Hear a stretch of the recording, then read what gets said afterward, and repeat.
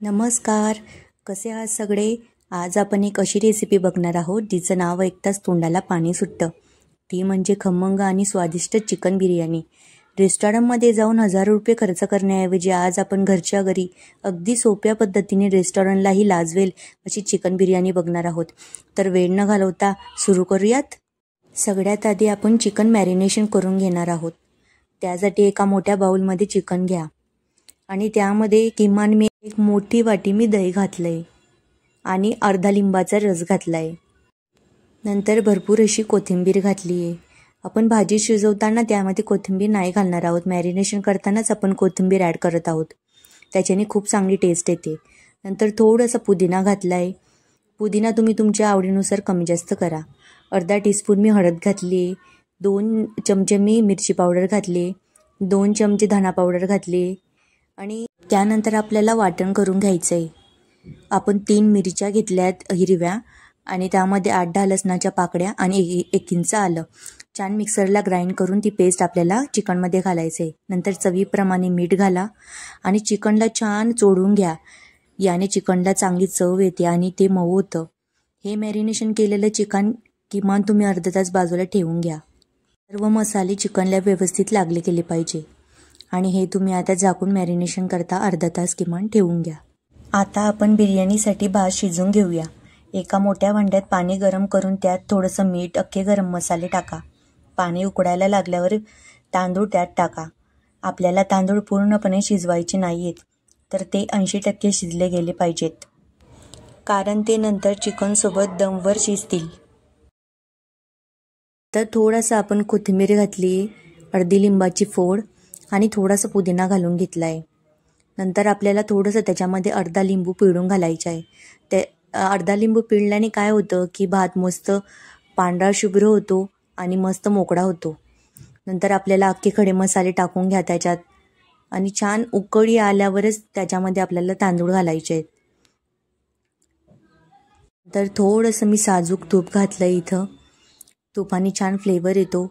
आणि इथं मी अर्धा किलो चिकनसाठी अर्धा किलो बासमती तांदूळ घेतला आहे. हा बिर्याणीचाच तांदूळ आहे. तुम्हाला कुठलाही ब्रँडचा तुम्ही तांदूळ घेऊ शकता. नंतर बघा इथं पाण्याला उकळी आली आहे आणि आपण धुतलेले स्वच्छ तांदूळ त्याच्यामध्ये आता घालूया. इथं भात शिजवताना पण खूप काही जण खूप चुका करतात. तर हा भात शिजवताना नॉर्मल आपण जेव्हा भात शिजवतो तेव्हा जितकं पाणी घालतो त्याच्या डबल तुम्ही यामध्ये पाणी घाला. नाहीतर तुम्ही कमी जर पाणी घातलं तर तो भात खूप चिकट होतो, मोकळा होत नाही. तर तुम्ही भाताला पाणी जास्त घाला म्हणजे तो मोकळा शिजेल. आणि भात शिजल्यावर लगेचच पाणी काढून घ्या आणि तांदूळ मोकळे करून बाजूला ठेवा. आपल्या बिर्याणीसाठीची लागणारी जी ग्रेव्हीची भाजी असते चिकनची ती कशी बनवायची ते बघूयात. इथं मी 5 कांदे चिरून घेतले उभे आणि 1 टमॅटो मोठ्या साईजचा तो चिरून घेतला आहे. 5 कांद्याच्यासाठी की 2 कांदे मी फ्राय करण्यासाठी घेतलेत आणि 3 कांदे मी ग्रेव्हीसाठी वापरते. तर हा गरम तेलामध्ये कांदा मी छान फ्राय करून घेतला आहे आणि तो आता मी काढून घेते. मोठ्या आचेवर तुम्ही छान कांदा ब्राऊन कलर होईपर्यंत फ्राय करून घ्या. नंतर त्याच तेलामध्ये मी अख्खे खडे मसाले घेतले. दालचिनी, तमालपत्र, नंतर वेलची, असं आपण अख्खे खडे मसाले तेलामध्ये फ्राय करून घेऊयात. आणि मग आपण जे 3 कांदे चिरून घेतलेत ते कांदे घालायचेत आणि छान मोठ्या आचेवर त्याला फ्राय करून घ्यायचेत. याचा फक्त आपण गुलाबी रंग येईपर्यंत याला फ्राय करणार आहोत. जास्त अगदी ब्राऊन करायचं नाही आहे. तर कांदा छान गुलाबी रंग येईपर्यंत आपल्याला छान परतून घ्यायचा आहे. कांदा छान गुलाबी रंग येईपर्यंत परतला की लगेचच एक मोठ्या साईजचा टमॅटो आपल्याला यामध्ये ॲड करायचा आहे. नंतर टमॅटो छान शिजला, मऊसूत झाला की नंतर आपण त्यामध्ये चिकन घालूयात. आता आपल्याला जास्तीचे कोणतेच मसाले घालायची गरज नाही, कारण आपण मॅरिनेशन करताच आपण सगळे मसाले ॲड केलेत. आता कांदा टमॅटो छान स्मॅश झाले, त्याच्यामध्ये आपण मॅरिनेशन केलेलं चिकन ॲड करूयात. चिकनला छान मस्त परतून घेऊया आणि त्यामध्ये आपण बिर्याणी मसाला आणि गरम मसाला मॅरिनेशन करताना घातलं नव्हतं. आता आपण भाजी करताना त्याचा मस्त अर्धा टीस्पून मी गरम मसाला अगदी थोडासाच घ्यायचा, कारण आपण अख्खे गरम मसाले सुद्धा यामध्ये ॲड केले. आणि हा हैदराबादी चिकन मसाला आहे, तो मी अगदी 1 टीस्पून घालत आहे. मी आता इथं अंदाजीच टाकते, पण तो 1 टीस्पून आरामात भरतो. नंतर छान परतून घ्या आणि कुकरच्या 3 शिट्ट्या लावून घ्या. जर तुम्हाला असं शिजवायचं असेल तर तुम्ही असंही शिजवू शकता, फक्त याला थोडा वेळ लागतो आणि कुकरमध्येही तुम्ही झटपट करू शकतात. फक्त 3 शिट्ट्या काढताच छान मऊ मस्त चिकन लगेच शिजतं. नंतर इथं बघा छान शिट्ट्या झाल्या आहेत आणि चिकन अगदी मस्त शिजलंय. आहा हा हा, मस्त सुगंध येतो एकदम. आणि चिकन बघा किती मस्त छान सॉफ्ट शिजलंय.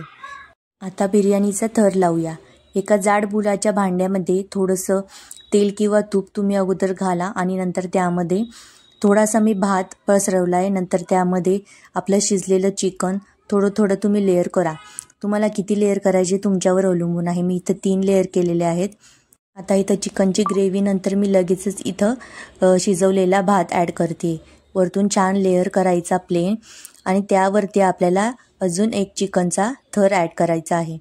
ही जी तुम्हाला ग्रेव्ही दिसते ही पूर्णपणे त्या भातामध्ये सोकली जाते. तो अजिबात चिवट होणार नाही.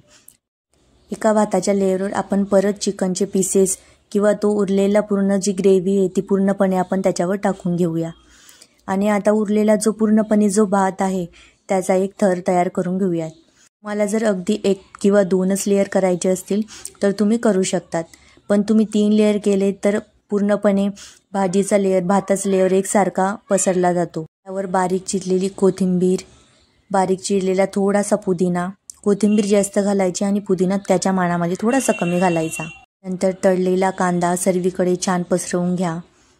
तुम्ही केशरचं दूध किंवा फूड कलरही वापरू शकता. मी इथं फूड कलर वापरलेला आहे, त्याने रंग खूप छान येतो. असे 2-3 थर लावा. भांड्याला घट्ट झाकण ठेवून पिठाने कडा बंद करून घ्या. तर वरतून मी थोडासा बिर्याणी मसाला थोडासा स्प्रिंकल करून टाकते आणि खूप सुंदर चव लागते. तुम्ही नक्की ट्राय करा. आणि आता गॅस चालू करून थोडंसं लो फ्लेमवरती तुम्ही 20 मिनटं छान दम देऊन घ्या. थोडंसं मी इथं साजूक तूप टाकते. तुम्हाला आवडत असेल तर तुम्ही घाला, पण साजूक तुपाने खूप छान टेस्ट लागते. तुम्ही नक्की ट्राय करून बघा. आणि आता झाकून ठेवून 20 मिनटं आता याला दम देऊन घेऊया. 20 मिनटानंतर बघा, आहा हा हा हा, काय सुगंध येतोय. आपली गरमागरम आणि चवदार चिकन बिर्याणी तयार आहे.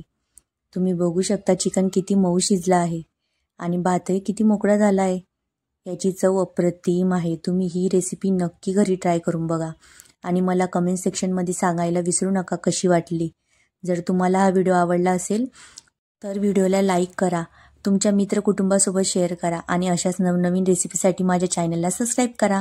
भेटूया पुढच्या नवीन एक चविष्ट रेसिपीसोबत. तोपर्यंत चविष्ट खा आणि आनंद राहा.